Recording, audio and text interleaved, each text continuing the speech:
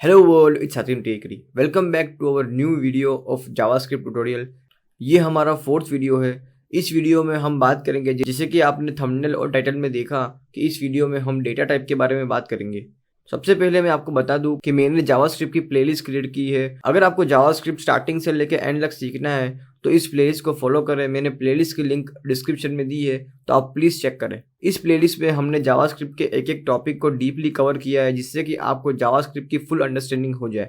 ये हमारा जावास्क्रिप्ट का फोर्थ वीडियो है। अगर आप पीछे के वीडियोस नहीं देखे हैं तो मैं आपको रिकमेंड करूंगा कि पहले आप पीछे के 3 वीडियोस देख ले, जिससे कि आपको आगे के टॉपिक समझने में बहुत ही ईजी हो। क्योंकि अगर आपके पीछे के टॉपिक्स जो है, जो बेसिक्स है, अगर वो क्लियर नहीं होगा तो आपको आगे समझने में बहुत ही प्रॉब्लम होगी, क्योंकि हर टॉपिक एक दूसरे से इंटरकनेक्टेड है। अगर आप पीछे वाले टॉपिक को नहीं समझे तो आपको आगे समझने में प्रॉब्लम होगी। और अगर आप मेरे चैनल पर नए हो तो मेरे चैनल को सब्सक्राइब करें और नोटिफिकेशन बेल को क्लिक करें, जिससे कि आपको आने वाली इंटरेस्टिंग वीडियो की नोटिफिकेशन तुरंत मिल जाए। क्योंकि इस चैनल पे मैं कंप्यूटर साइंस, सॉफ्टवेयर डेवलपमेंट के रिलेटेड वीडियोस अपलोड करता हूँ। तो अगर आप इस फील्ड से या इस टॉपिक में इंटरेस्टेड हो तो मेरे चैनल को सब्सक्राइब करें और नोटिफिकेशन बेल को क्लिक करें। चलिए चलते हैं अपने आज के टॉपिक के ऊपर, जो कि है डेटा टाइप। तो लास्ट वीडियो में हमने समझा कि वेरिएबल क्या है। वेरिएबल क्या है? वेरिएबल में हम क्या करते हैं? वेरिएबल में हम किसी डेटा को सेव करते हैं। तो उसी रिलेटेड एक टॉपिक है डेटा टाइप कि अगर हम वेरिएबल में डेटा सेव कर रहे हैं तो उस डेटा का कुछ टाइप भी होगा, जिसको बोलते हैं डेटा टाइप। तो वेरिएबल का अपना डेटा टाइप भी होता है कि ये वेरिएबल का डेटा टाइप क्या है, तो वो डिपेंड करेगा कि उसके अंदर क्या डेटा रखा हुआ है। अब मजेदार बात यह है कि दूसरी जो लैंग्वेजेस है, C++ और जावा, उनके अंदर वो एक स्टैटिक टाइप लैंग्वेज है, स्टैटिक टाइप। लेकिन जावास्क्रिप्ट एक डायनामिक टाइप लैंग्वेज है। मतलब कि दूसरी लैंग्वेजेस जैसे कि C++ और जावा, उसके अंदर आपको पहले से डिफाइन करना होता है कि इस वेरिएबल के अंदर आप कौन सा डेटा टाइप सेव करवाओगे। लेकिन जावास्क्रिप्ट के अंदर ऐसा नहीं है। जावास्क्रिप्ट के अंदर आप कोई भी डेटा को इंसर्ट कर सकते हो किसी भी वेरिएबल में। आपको वेरिएबल को पहले से ये डिफाइन नहीं करना पड़ेगा कि इस वेरिएबल में इस टाइप का डेटा इंसर्ट होगा। तो जावास्क्रिप्ट में डेटा टाइप कैसे वर्क करेगा कि जैसे ही आप किसी वेरिएबल के अंदर डेटा इंसर्ट करोगे, उसके बाद उस वेरिएबल का डेटा टाइप अपने आप उस वेरिएबल के अंदर सेव हो जाएगा। वो कैसे होगा? वो डिपेंड करेगा कि किस टाइप का डेटा आपने सेव करवाया है। तो वो हम आगे समझेंगे कि वो किस तरीके से ऑटोमेटिक इंटरप्रेटर या कंपाइलर उस वेरिएबल को अपना डेटा टाइप देगा। तो चलिए अब समझते हैं प्रैक्टिकली कि कैसे ये डेटा टाइप वर्क करेगा। और जावास्क्रिप्ट में डेटा टाइप 2 तरीके के हैं, प्रिमिटिव एंड रेफरेंस। 2 टाइप के डेटा टाइप है, primitive data type and reference data type. तो वो हम आगे समझेंगे कि इन दोनों में क्या डिफरेंस है और कौन सा डेटा टाइप किस टाइप के अंदर आएगा। So let's start. सबसे पहले मैं खोल लूँ अपनी फाइल और यहाँ पे विंडोज लेफ्ट और ब्राउजर को विंडोज राइट। यहाँ पे न्यू टैब खोल लें। अब सबसे पहले हम न्यू फाइल क्रिएट कर लें।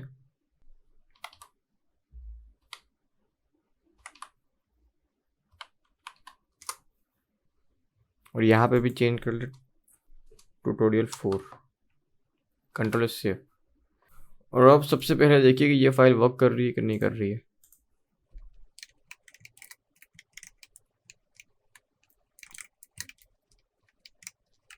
Control save. हमें यहाँ पे ये गो लाइव के ऊपर क्लिक करना पड़ेगा, go live. It's perfectly working. अब सबसे पहले मैं आपको बताऊँ कितने टाइप के डेटा टाइप है। यहाँ पे हमारे पास 8 से 9 टाइप ऑफ डेटा है। सबसे पहले हम उसको लिस्ट डाउन कर दे और एक एक टाइप को समझते हैं कि किस डेटा को हम क्या नाम देंगे, तो वो हम समझेंगे।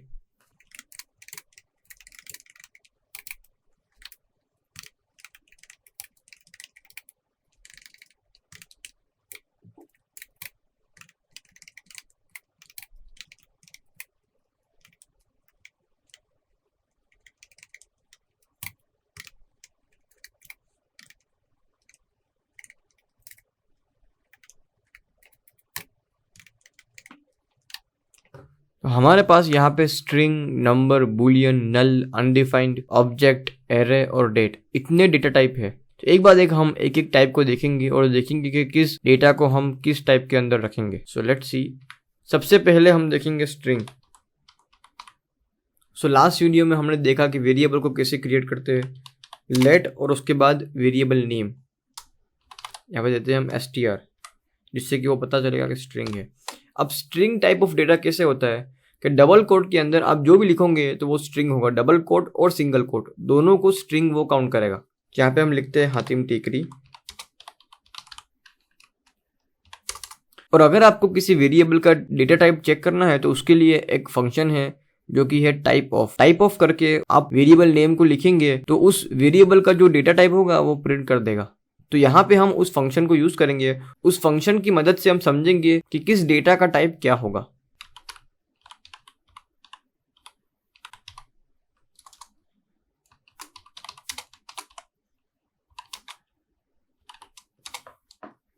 वो फंक्शन है टाइप ऑफ।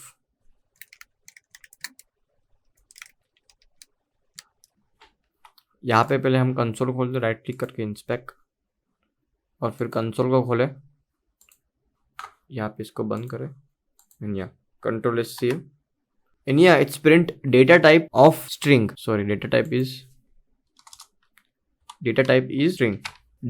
Is string. मतलब कि ये जो str है उसका जो टाइप है वो स्ट्रिंग है। तो इस टाइप ऑफ से हमें पता चलता है कि ये जो वेरिएबल हमने यहाँ पे पुट किया है उसका क्या टाइप है। तो इस टाइप ऑफ फंक्शन की मदद से हम अलग अलग डेटा को देखते जाएंगे और देखेंगे कि उसका टाइप क्या है। तो अगर हम डबल कोट के अंदर किसी भी चीज को रखते हैं तो वो एज ए स्ट्रिंग काउंट होती है, डबल कोट या सिंगल कोट। अगर मैं यहाँ पे डबल कोट को हटा के सिंगल कोट कर लूँ तब भी उसको स्ट्रिंग ही काउंट करेंगे। Control save, and it's print data type is string. मतलब कि सिंगल कोट हो या डबल कोट हो वो दोनों को स्ट्रिंग काउंट करेगा। तो पहला कंक्लूजन ये है कि सिंगल कोट और डबल कोट के अंदर जो भी आप रखोगे उसको एज ए स्ट्रिंग काउंट करेगा। अब हम देखते हैं नंबर। यहाँ पे हम रखते हैं simple 10, simple number without single quote और डबल कोट। और अब यहाँ पे सेम चीज को कॉपी करते हैं, पेस्ट, इसको हम कमेंट कर ले, NBR, control save, and it's print data type is number. देखिए यहाँ पे डेटा टाइप इज नंबर। मतलब कि ये जो NBR है इसमें कि हमने 10 वैल्यू को असाइन किया है तो उसका टाइप है नंबर। क्योंकि अगर मैं यहाँ पे सिंगल कोट या डबल कोट डाल दूंगा तो वो फिर नंबर नहीं शो करेगा, फिर वो स्ट्रिंग शो करेगा। लेकिन सिंगल कोट या डबल कोट के बिना आप कोई भी नंबर को असाइन करोगे तो फिर उसका डेटा टाइप नंबर हो जाएगा। अगर हम यहाँ पे अभी मैं सिंगल कोट दे दूं तो फिर वो नंबर नहीं देगा। लेट्स सी, कंट्रोल सेव, या देखिए यहाँ पे डेटा टाइप स्ट्रिंग आ गया। पहले नंबर था, अब स्ट्रिंग आ गया। क्यों? क्योंकि मैंने यहाँ पे सिंगल कोट अटैच कर दिया। सिंगल कोट के अंदर आप नंबर लिखो या स्ट्रिंग लिखो या वर्ड्स लिखो, कुछ भी लिखो, वो स्ट्रिंग ही देगा। लेकिन अगर सिंगल कोट या डबल कोट कुछ भी नहीं है और फिर आप नॉर्मली प्लेन नंबर लिख रहे हो या प्लेन नंबर असाइन कर रहे हो तो फिर उसका टाइप नंबर होगा। तो ये डिफरेंस है स्ट्रिंग और नंबर के अंदर। अब हम चलते हैं आगे बूलियन के ऊपर। इसी को कॉपी कर रहे हैं, कमेंट, यहां पे हम इसको दे ट्रू या फॉल्स। अगर हम यहाँ पे ट्रू या फॉल्स देंगे तो वो फिर बूलियन टाइप बन जाएगा। So let's see, control save, नहीं सॉरी मैंने मिस्टेक की, TRUE, ट्रू की स्पेलिंग रॉन्ग है, TRUE, control save, and it's print data type is Boolean. अगर आप यहाँ पे किसी भी वेरिएबल के अंदर ट्रू या फॉल्स की वैल्यू असाइन करोगे तो वो उस वेरिएबल का डेटा टाइप बूलियन हो जाएगा। यहाँ पे फॉल्स भी करके चेक कर लेते हैं, कंट्रोल से, and it's print same data type is Boolean. अगर इसको हम सिंगल कोट में रख दे और अब देखते हैं कि क्या आउटपुट आता है, कंट्रोल से, अब वो स्ट्रिंग प्रिंट कर रहा है। मतलब कि वो इस लेटर को या अल्फाबेट को नहीं देख रहा है, वो देख रहा है कि क्या इसमें सिंगल कोट या डबल कोट है। सिंगल कोट डबल कोट नहीं है, उसके बाद आप डायरेक्ट फॉल्स को असाइन कर रहे हो तो वो बूलियन कहलाएगा। लेकिन अगर सिंगल कोट के अंदर आप कुछ असाइन कर रहे हो तो फिर वो बूलियन नहीं कहलाएगा। तो यही समझने वाली बात है। चलिए चलते हैं अपने नेक्स्ट टाइप के ऊपर जो कि है नल और अनडिफाइंड। तो यहाँ पे इसको कॉपी, सबसे पहले इसको सही कर ले, comment, null and undefined, paste. सबसे पहले हम देखते हैं नल, कंट्रोल सेव। देखिए यहाँ पे ये दे रहा है डेटा टाइप इज ऑब्जेक्ट, मतलब कि ये नल को वो ऑब्जेक्ट दे रहा है टाइप, मतलब कि ये नल का टाइप ऑब्जेक्ट है। अब देखते हैं अनडिफाइंड, कंट्रोल सेव, और ये अनडिफाइंड का जो टाइप है वो अनडिफाइंड है। अगर आप किसी वेरिएबल के अंदर अनडिफाइंड असाइन करोगे तो उसका मतलब है कि उस वेरिएबल का जो टाइप है वो अनडिफाइंड है। और अगर नल असाइन करोगे तो फिर उस वेरिएबल का टाइप ऑब्जेक्ट हो जाएगा कि वो एक ऑब्जेक्ट है। नल मतलब ऑब्जेक्ट। तो नल को JavaScript as a object treat करता है। तो ये एक इंपॉर्टेंट पॉइंट है कि नल को एज अ ऑब्जेक्ट ट्रीट करता है और अनडिफाइंड को एज अ अनडिफाइंड ट्रीट करता है। अब चलते हैं हम अपने नेक्स्ट टाइप के ऊपर, जो कि है ऑब्जेक्ट और एरे। इसको करते हैं कमेंट। सबसे पहले एरे को देखते हैं, पेस्ट। अब यहां पे हम एक एरे क्रिएट करेंगे।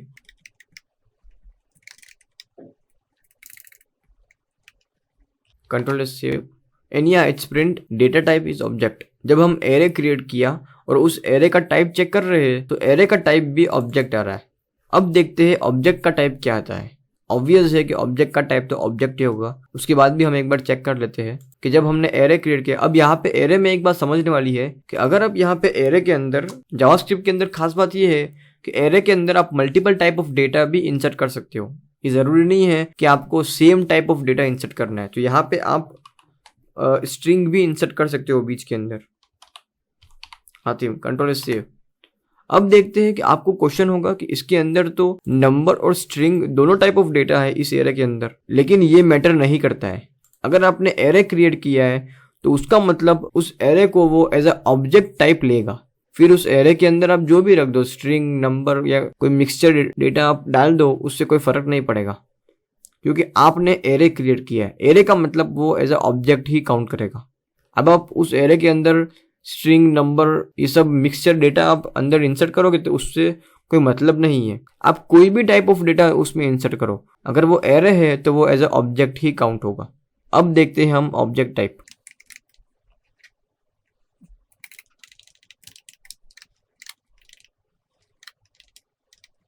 तो ऑब्जेक्ट कैसे क्रिएट करते हैं? ऑब्जेक्ट क्रिएट करने के लिए हमें दो कर्ली ब्रेसेस और उसके अंदर प्रॉपर्टीज को ऐड करना होगा।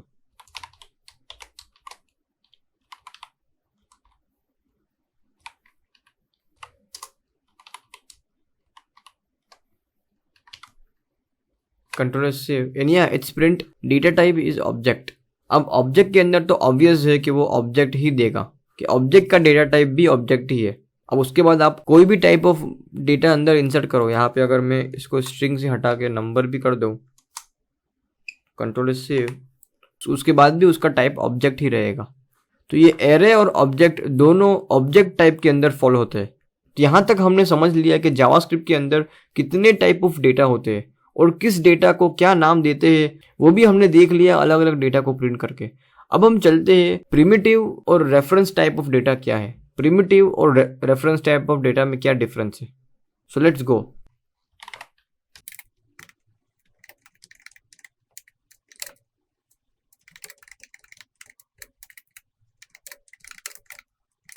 तो यहाँ पे हम देखेंगे कि ऊपर जो हमने टाइप्स देखे तो कौन सा टाइप किस टाइप के अंदर फॉल होता है। तो जो स्ट्रिंग, नंबर, बूलियन, अनडिफाइंड, ये सब जो टाइप है उसको प्रिमिटिव डेटा टाइप बोलते हैं। प्रिमिटिव मतलब कि जो बेस टाइप है, बेस। लेकिन ऑब्जेक्ट, एरे, वो सब जो टाइप है उसको बोलते हैं रेफरेंस टाइप ऑफ डेटा। तो हम इन दो के बीच में डिफरेंस समझेंगे जिससे कि आपको क्लियर होगा कि प्रिमिटिव और रेफरेंस के अंदर क्या डिफरेंस है। तो प्रिमिटिव के अंदर से हम एक एग्जांपल लेते हैं स्ट्रिंग का, और रेफरेंस के अंदर से हम एग्जांपल लेते हैं ऑब्जेक्ट का, और फिर उन दोनों को कंपेयर करेंगे जिससे कि आपको क्लियर होगा कि प्रिमिटिव और रेफरेंस में क्या डिफरेंस है।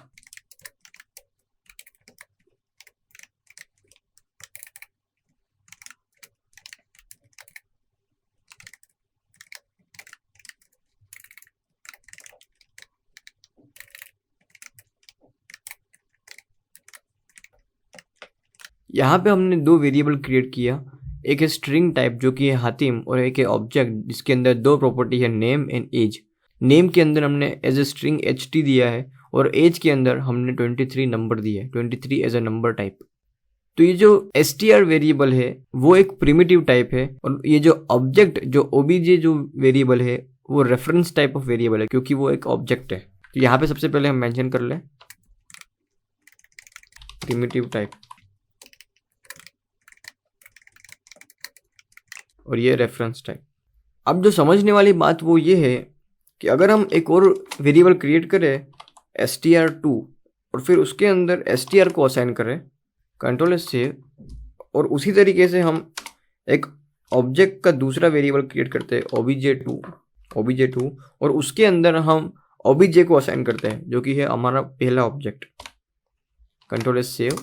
यहाँ तक हम पहुँच गए कि सबसे पहले हमने दो वेरिएबल्स क्रिएट किए, एक प्रिमिटिव टाइप है और एक रेफरेंस टाइप है, और उसके बाद हमने दो और वेरिएबल क्रिएट किया जिसके अंदर हमने ऊपर वाले वेरिएबल को असाइन किया। इसमें से कि एक प्रिमिटिव बन गया और एक रेफरेंस बन गया। क्यों? क्योंकि उसके सामने जो हमने असाइन किया है ये रेफरेंस है, उसकी वजह से ये वेरिएबल रेफरेंस बन गया। और यहाँ पे ये जो str है वो प्रिमिटिव टाइप है, तो ये str2 भी प्रिमिटिव टाइप बन गया। अब इसमें समझना ये है, अगर हम इस str2 को अपडेट करते हैं तो क्या वो str भी अपडेट होता है? So let's see. यहाँ पे हम करते हैं str2 इक्वल टू टेकरी। सबसे पहले इसको हम पहले रहने दे। यहाँ पे चेक कर लेते हैं console.log str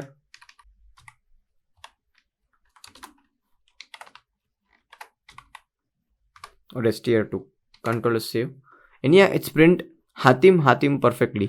str के अंदर भी हातिम और str2 के अंदर भी हातिम, क्योंकि हमने str2 के अंदर str को ही असाइन किया, तो इसीलिए वो जो वैल्यू प्रिंट कर रहा है वो परफेक्ट है। अब देखते हैं यहाँ पे कि अगर हम str2 के अंदर वैल्यू अपडेट करते हैं उसके बाद उसका रिजल्ट क्या होता है। Copy and paste, control save. देखिए यहाँ पे str के अंदर वो दे रहा है हातिम। मैं यहाँ पे अगर ऐड कर दूँ तो अच्छा रहेगा। str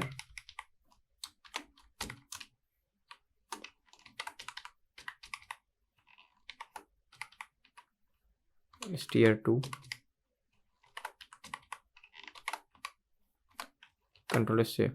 देखिए सबसे पहले वो str के अंदर जब हमने str2 के अंदर वैल्यू चेंज की, उसके पहले str के अंदर हातिम, str2 के अंदर हातिम, और उसके बाद जब हमने str2 के अंदर वैल्यू चेंज कर दी, टेकरी कर दी, तब वो str के अंदर तो हातिम ही प्रिंट कर रहा है, लेकिन str2 के अंदर वो परफेक्टली अपडेटेड वैल्यू प्रिंट कर रहा है। मतलब कि हम इस str2 इसको अपडेट करते हैं तो वो str के ऊपर कोई इफेक्ट नहीं पड़ रहा है। तो ये प्रिमिटिव टाइप के अंदर यही है कि अगर आप किसी प्रिमिटिव टाइप डेटा को किसी और वेरिएबल के अंदर असाइन करते हो और फिर उस सेकंड वेरिएबल को आप अपडेट करते हो तो उसकी वैल्यू पुराने वेरिएबल के अंदर रिफ्लेक्ट नहीं होगी। आई थिंक आपको समझ आ गया होगा। अगर आपको नहीं समझ आया तो इस वीडियो को बैकवर्ड करके देख ले, आपको क्लियर समझ आ जाएगा। अब चलते हैं हम रेफरेंस टाइप ऑफ डेटा के ऊपर। इसको हम कमेंट कर ले।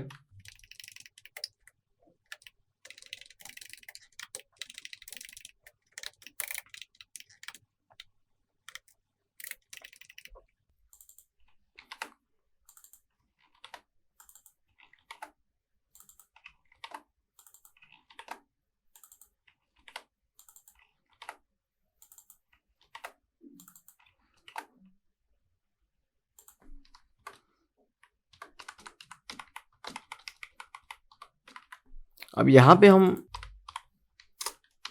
Object2 के अंदर Object2 के एज की वैल्यू चेंज करेंगे। Object2.age इक्वल टू 50 कर देंगे। यहाँ पे रेफरेंस के अंदर भी हमने सेम प्रोसेस किया। console.log ऑब्जेक्ट किया, console.log Object2 किया, उसके बाद console.log Object2, और यहाँ पे बीच के अंदर हमने Object2 की एज की वैल्यू 50 कर ली। तो यहाँ पे देखने वाली बात है कि क्या वो पुराने वाले ऑब्जेक्ट के वेरिएबल के अंदर एज की वैल्यू को अपडेट करता है कि नहीं करता है, ये समझने की बात है।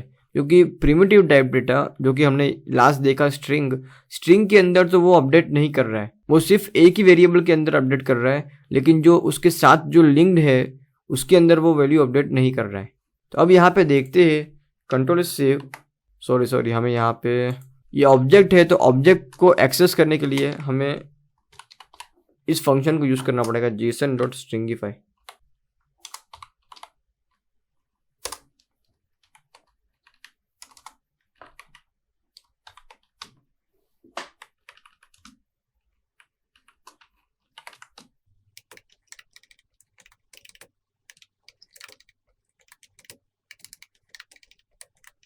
कंट्रोल सेव एंड देखिए सबसे पहले हमने ऑब्जेक्ट जो पहला ऑब्जेक्ट है उसको प्रिंट किया तो HT और 23 आ रहा है, उसके बाद ऑब्जेक्ट 2 को प्रिंट किया, HT और 23 आ रहा है। उसके बाद हमने यहाँ पे ऑब्जेक्ट 2 की एज की वैल्यू को अपडेट करके 50 कर लिया। उस अपडेट करने के बाद हमने ऑब्जेक्ट को प्रिंट किया, ऑब्जेक्ट जो पुराना ऑब्जेक्ट है ऑब्जेक्ट 1, तो वहाँ पे वो एज की वैल्यू 50 कर दिया। हालांकि हमने ऑब्जेक्ट 2 के अंदर एज की वैल्यू चेंज की है, लेकिन ये रेफरेंस टाइप के अंदर यही समझने वाली बात है कि अगर हम किसी रेफरेंस टाइप ऑफ वेरिएबल को किसी और वेरिएबल में असाइन करते हैं और जो दूसरा वेरिएबल है उसको हम अपडेट करते हैं, तो वो पुराने वेरिएबल में भी वो अपडेट रिफ्लेक्ट होगा। इसीलिए यहाँ पे ऑब्जेक्ट 2 के अंदर तो वो चेंज हुआ, वो तो सिंपल है, हमें पता चल रहा है क्योंकि हमने यहाँ पे अपडेट किया है। लेकिन जो पुराना ऑब्जेक्ट है, जो ऑब्जेक्ट 1 है, उसके अंदर भी वो वैल्यू अपडेट कर रहा है। लेकिन हमने तो यहाँ पे कहीं पे भी ऑब्जेक्ट 1 के अंदर तो वैल्यू अपडेट की ही नहीं है। तो उसका मतलब ये है कि रेफरेंस वेरिएबल को अगर आप किसी और वेरिएबल के साथ असाइन करते हो और जिस वेरिएबल के साथ आपने असाइन किया है उस वेरिएबल की कोई भी प्रॉपर्टी आप अपडेट करते हो या उस वेरिएबल को अपडेट करते हो, तो वो पुराने वाले ऑब्जेक्ट को भी रिफ्लेक्ट करेगा। तो यही डिफरेंस है प्रिमिटिव और नॉन प्रिमिटिव में। प्रिमिटिव के अंदर अगर आप प्रिमिटिव टाइप को किसी और वेरिएबल में फर्दर असाइन करते हो और उस वेरिएबल को आप अपडेट करते हो, तो वो पहले वाले वेरिएबल में रिफ्लेक्ट नहीं करेगा। लेकिन रेफरेंस टाइप के अंदर अगर आप कोई रेफरेंस टाइप ऑफ डेटा किसी वेरिएबल में असाइन करते हो और उस वेरिएबल को जो दूसरा वेरिएबल है उसके अंदर आप कोई अपडेट करते हो, तो वो ऊपर वाले वेरिएबल में भी वो अपडेट रिफ्लेक्ट करेगा। तो ये डिफरेंस है प्रिमिटिव और रेफरेंस टाइप के अंदर। तो आज इस वीडियो के अंदर हम डेटा टाइप को समझा और ये समझा कि कितने टाइप ऑफ डेटा होते हैं और किस डेटा को क्या नाम देते हैं, वो भी हमने देखा। और फिर हमने देखा कि प्रिमिटिव और रेफरेंस टाइप के अंदर क्या डिफरेंस है। तो आज इस वीडियो के लिए इतना ही। जाते जाते मैं आपको बताऊं कि मैंने जावास्क्रिप्ट की प्लेलिस्ट क्रिएट की है। अगर आपको जावास्क्रिप्ट स्टार्टिंग से लेकर एंड तक सीखना है तो इस प्लेलिस्ट को ज़रूर फॉलो करें। मैंने प्लेलिस्ट की लिंक डिस्क्रिप्शन में दी है, तो आप ज़रूर चेक करें। इस प्लेलिस्ट के अंदर हमने जावास्क्रिप्ट के एक एक टॉपिक को डीपली कवर किया है, जिससे कि आपको जावास्क्रिप्ट की फुल अंडरस्टैंडिंग हो जाए। और अगर आप कंप्यूटर साइंस सब्जेक्ट में या सॉफ्टवेयर डेवलपमेंट फील्ड में इंटरेस्टेड है तो मेरे इस चैनल को सब्सक्राइब करें और नोटिफिकेशन बेल को क्लिक करें, जिससे कि आपको आने वाली इंटरेस्टिंग वीडियोस की नोटिफिकेशन तुरंत मिल जाए। So that's it for this video and see you in the next one.